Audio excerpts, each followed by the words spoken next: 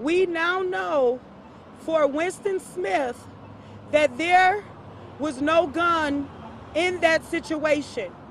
That in fact, he pulled out his phone to go Facebook Live and was brutally executed by law enforcement here in the state of Minnesota. What happened to Winston and what happened to the rest of the people here in Minnesota that have been brutally murdered have been covered up by these police departments and by the BCA. Our community has come together today, as well as impacted families, and we're saying enough is enough. We will not sit back and let people brutalize our community, brutalize our loved ones, and cover up the murders right in front of us. Enough is enough. They go from editing videos to now straight up lying and telling us there is no video in Winston Smith's case. Winston Smith was murdered in one of the most privileged areas in Minnesota, uptown Minnesota, the uptown area. There is no way that there was no cameras from one of the local businesses. We know in the case of Justin Tigan, who was brutally beat to death in 2009 and thrown inside of a trash dumpster, that the videos for that murder was edited. We know for Isaac Aiden that the videos in that murder was edited. We know for Kobe Heisler and for all of these other murders that these videos are edited, destroyed, or we are told that they never exist. Well, we will not sit back and watch cover-ups in our faces any longer. Our families are out here hurting and traumatized, and we will not let it be swept under the rug. They have swept enough murders under the rug, and enough is enough. Enough is enough. So we are standing here in solidarity as a community, crying out for help, crying out for change, and letting the BCA, who is a part of many murders and many cover-ups. Drew Evans is a part of many murders and many cover-ups. We want the truth, and we want it now. We deserve it now. As a hurting community, we deserve the truth. As the families that are out here hurting from the previous murders, re-traumatizing us over and over and over again. Stop covering up the murder, BCA. We will not stand for it. We will not stand for it. Enough is enough. I call forward the president of the Minnesota Justice Coalition, Jonathan McCollum.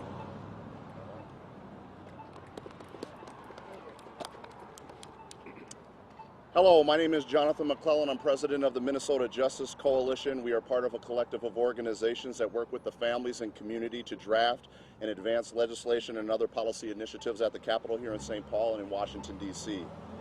Law enforcement and other enforcement agencies continue to play cloak and dagger games with the people and the family. The family and community have questions about who killed Winston Smith, as well as the circumstances around his death. We shouldn't have to wait until the city is burning, businesses are destroyed, community resources are exhausted for law enforcement to do the right thing by the family and the people. It is important that we have transparency and accountability, not a cover-up or a botched investigation to cover for the sheriffs who killed Winston Smith. Further, the accounts of the killer cops have been refuted by eyewitness testimony, and the BCA has failed to offer a response.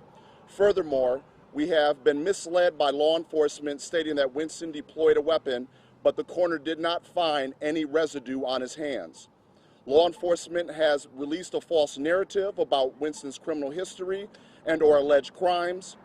What they haven't released is any body cam, dash cam, or other footage or evidence justifying their actions. It doesn't matter about the victim's past. What matters is we support the value of human life and the rule of law. In this country, you are innocent until proven guilty, and to try to defame someone who can't defend themselves is pusillanimous. We also question these task forces that produce cowboy cops that make up their own rules and circumvent best practices like wearing body cameras, lack proper oversight, and display patterns and practices that terrorize and does not protect and serve, such as the disbanded gang task force here in Minnesota. That was also a joint partnership with other law enforcement agencies similar to the task force and the one who killed Dalad Eid. We know your blueprint: murder, lies, stall, attack the reputation of the victim, cover up, and repeat. We're done with that. We are tired of police that hide behind the slogan of protect and serve while only protecting and serving themselves. For the law enforcement community who think that we are going back to the status quo, we are not going back, we are going forward. And transparency and accountability is paramount to that process. Stop the cover-up. Yes. We will now call forward Paul Johnson, the friend of Travis Jordan, murdered by Minneapolis Police Department. Hello, I'm Paul Johnson, Minneapolis mayoral candidate, member of Family Supporting Families Against Police Violence. Even in a case as small as Travis's, I experienced the lies and cover-ups that the police forces are willing to do on even the smallest of things. Lying to get entrance to my house when they had no right to be there after murdering my friend on my front lawn. There are little things, checks and balances that have gone unchecked. A balance of power that is way off. The police have time to do those things, and you as the media have gobbled it up. When is investigative reporting going to become a thing again? Stop taking the morsels and crumbs that have been fed to you by the police, the lies, the misgivings, and all of that you have to continually come back and apologize for. Stop selling the narrative until you've done your own reporting. I want to speak to the quote-unquote patriots of the world that think that speaking up for Winston Smith isn't something you should be doing. I'd like to remind you that we have these checks and balances in this state to keep out-of-control police officers, out-of-control judicial systems, out-of-control executive orders from being unchecked. When the police murder people and refuse their opportunity in front of the judge, they are removing one of those checks and balances.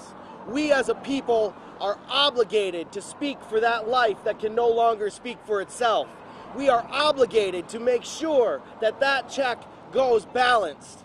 We stand here for the family of Winston Smith in solidarity, have and always will, with every family, with every person stolen. Mayor Fry, you have had time and time and time again to stand with your community, to stand with your community members. You cower and hide. Council people, you act as though you do not have the freedom of speech to stand up and say, no, this will not happen in my city.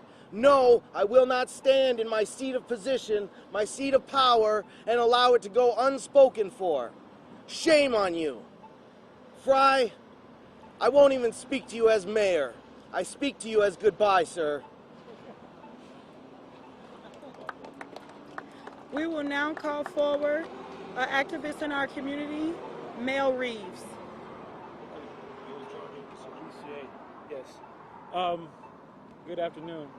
My name is Mel Reeves. As you know, I am a journalist and activist in the tradition in our community of folks playing both journalists and activists. First off, I want to make it clear that one of the things we want to demand and call for here is an independent investigation into the killing of Winston Boogie Smith. We think that's the only way that we stand any chance of getting justice in this case. And I have to say to you all, I feel like this shooting was an act of retribution on the cops.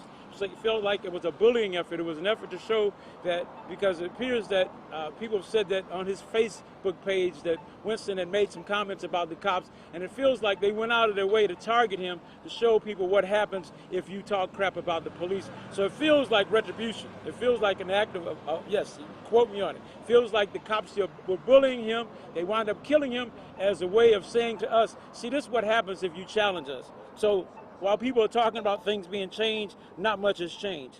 And so it's important to know that while the BCA is saying that he had a gun, he fired a gun, the witness has come forward through her lawyers now twice and said that she never saw a gun, he never had a gun, he never fired a gun, and while he was trying to Facebook Live, the police opened up on Winston Smith. We believe her story. We don't believe the BCA. And by the way, the BCA has shown itself to be incompetent. If you paid attention to the George Floyd trial, you'll see that the BCA did a lot of incompetent and sloppy work in that case. They did. And now the Hennepin County attorney is talking about reopening the case of Terrence Franklin, another police killing in which they came up with a story that made no sense to begin with, but the BCA came up with justification to cover it up. So the BCA has shown himself to be incompetent. So it's time that we stop sending cases to the BCA and that the governor appoint an independent panel. That's what we're going to demand. And we're here to also complain about the fact that Winston Smith's name was scandalized. You know, first he was called a murder suspect. Then people tried to make him seem like a bad guy because he had run from the police. Then the BCA said that he fired at him, and they weren't even clear. They can't even get their story right. Every time they tell a story, it's different. So we demand, again, that the governor appoint an independent investigator and an independent investigation, because we can't believe what the BCA says. We believe the witness. And we believe that despite all the talk about transparency and accountability, the killing of Winston Smith and Delaw proves that we don't have any transparency, we don't have any accountability, and we've not moved forward. We won't move forward in this country until we actually have police accountability, until the governor has whatever it takes, intestinal fortitude to say, okay, that's fair. Let me get the police out of police investigations and let me appoint some people with some experience who can do this independently. Because at this point, for all practical purposes, what we saw, what happened to Winston Smith, was he was murdered by the police. And that's not hyperbole. We have no other evidence. We have no reason to believe the BCA. So we're here standing together demanding that the governor call for and launch an independent investigation into the murders of Winston Smith and Delaw. Thank you.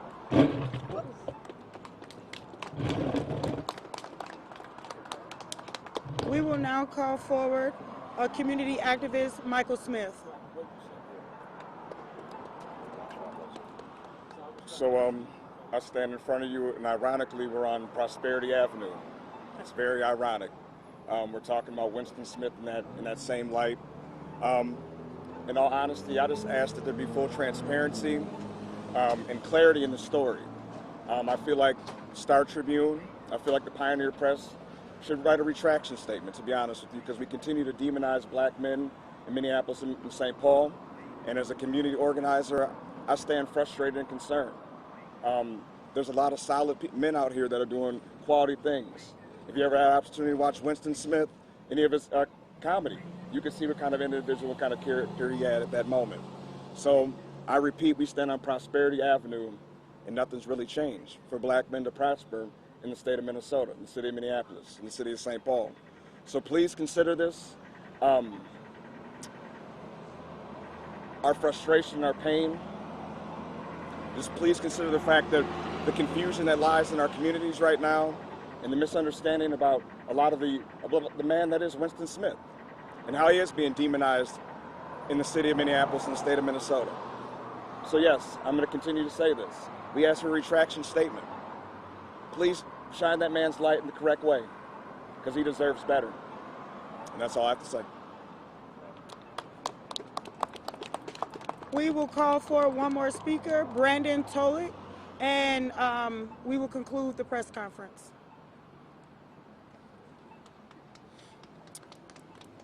When it comes to the assassination, the murder of Winston Smith, obviously you hear things from the media, you hear things from the law enforcement departments that were responsible for his death. But if you look at other cases in the state, George Floyd, the first thing they said that it was a medical incident, right? There are so many cases where the first story that comes out isn't the truth. So why us as a community that is hurting, we have no choice but to assume that they're lying to us. That's what we do time and time again until they can bring forward video, until they can bring forward conclusive evidence that paints the picture that they're trying to paint, which it never does, then maybe we'll start to believe them. However, in a case like this, why is there no video evidence? At first they tried to say, well, the marshals, they're not allowed to, but then that was what rescinded in 2019, and they were supposed to be implementing that. However, Mona Doman was taking her time and didn't get that implemented, and now look. And we had, what, the Hennepin County, Ramsey County sheriffs that were a part of this task force. After they do something wrong, then they draw out of that task force and say, that probably isn't the best thing for us to be doing. Why does it take an assassination, a murder, loss of life, to then learn maybe that's not the best thing that we should be doing? Why does it take an incident where there were so many things wrong with it until they start realizing, yeah, we need to do better for transparency and holding ourselves accountable because we don't want to get into another situation like that? Is it not their job to make sure that they're prepared? There are any possibilities of situations that they could be involved in. They need to be able to be transparent and be accountable. Not realize that after the fact, oh, we didn't think about that one. Well, what are you thinking about? Why are you not prepared for instances like this? If you believe that you are right in all the policing and all of the work that you're doing, then prove it. We should be able to see everything you do. We should be able to hear everything you say. If you say you're protecting and serving the community, why is the community not let in on these decisions? Why do we have cowboy cops in a task force that apparently nobody knows about, roaming the streets, looking for one person who's a murder suspect, gets a tip that there's another person they're potentially looking for some warrant, and then they swarm him and 8 undercover cops, guns drawn, undercover cars, after they saw him on like a Snapchat or Instagram story after a date? If your job, even in the Dalal Eid case, if your job was to do a gun sting and you thought to pull up at a gas station in the middle of the day, guns drawn, undercover cars, guns out the window, and you thought that that was going to stop the sale of an illegal firearm, you really need to reprocess how you're going about these actions.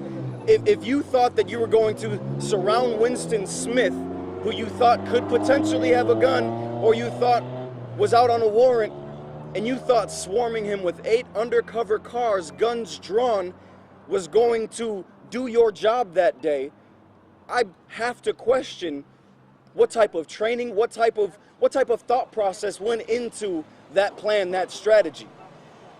If you think about a case like Isaac Aiden, where they have almost 100 police officers surrounding this man for what, 4 hours, and then they come up with a tactical team of flashbangs and less than lethals to try to get him to move. But after he moved, people weren't let in on that plan, and then they shot him because he moved. I have to question what goes on in your operations. What are y'all doing when you come up with these plans? If your job is to apprehend a criminal, if that's what you want to call it, how does that lead to the death of an individual? If your job is to apprehend someone you believe to be a criminal and it ends in the death of the individual, you did not do your job. That's the bottom line. You did not do your job. Therefore, you need to be held accountable for that. And that's what we want. That's what we need to see. The BCA is very good at covering up things. You cannot have cops investigating cops. You cannot have cops investigating cops because they are not on our side. They are on the side of law enforcement.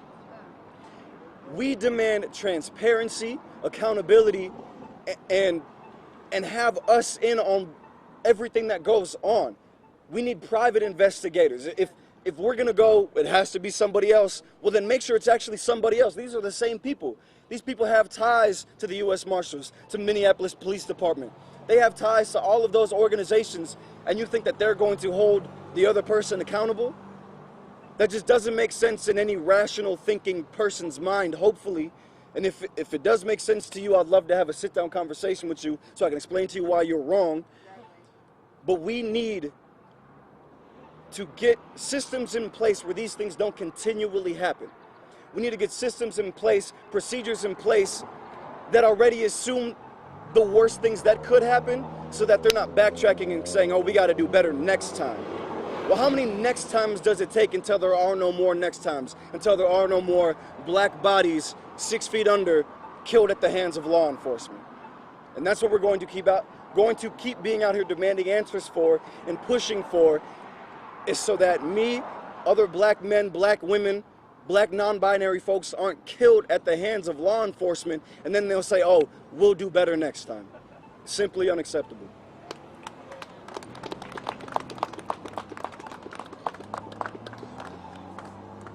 I want to say, as someone that lost Justin Tigan, the father of my son, at the hands of law enforcement here in Minnesota, that I have watched the same trend over and over and over again. They murder their quote-unquote suspect. Once they murder the suspect, then the media slanders our loved one. They twist the stories. If they were telling the truth about Winston murder, everything would be the same. There would be no reason to switch up their narratives over and over and over again as they did already. The witness in the car would have the same story as the law enforcement. Why does the witness have a different story than the BCA and everybody else? The person that was sitting right next to Winston, when he was executed has a different story than the BCA and the other law enforcement. If the law enforcement knew that they were going to swarm down on this man that day to cover themselves, why would they not have any video cameras on themselves or on their vehicles if they were going to go get this murder suspect that they were talking about? The proof is in the pudding. We know what's going on. This man was executed, and we're in the middle of a cover-up right in front of our eyes. The BCA is not incompetent. The BCA knows exactly what they're doing. The BCA is strategic at what they're doing. They've been doing it for years. They've been covering up murders for years. I knew when they murdered Justin Tigan and covered up my son's father's murder, and they taunted me, they sat outside my home, they followed me. I knew they had done it to other people before, and I knew that it was going to continue. And what we see with all these other murders that have happened is the continuance that I knew would happen, because they covered up the murder of Justin Tigan too strategically. So I knew that they were going to continue to cover up murders. And now here we are, 12 years later, with God knows how many more murders, how many more bodies. We're standing here after they've covered up many more murders. The same way they altered my son's father video is the same way they altered the La'i's video. So we couldn't see, they blurred it out so we couldn't see what happened. The same way with Isaac Aiden. They blurred out the video so we couldn't see what really happened. Now they're at the point that they're not even blurring it out. They're just saying it doesn't even exist. We know the truth. We know what's going on. And enough is enough, and we have a duty as human beings to fight for what's right.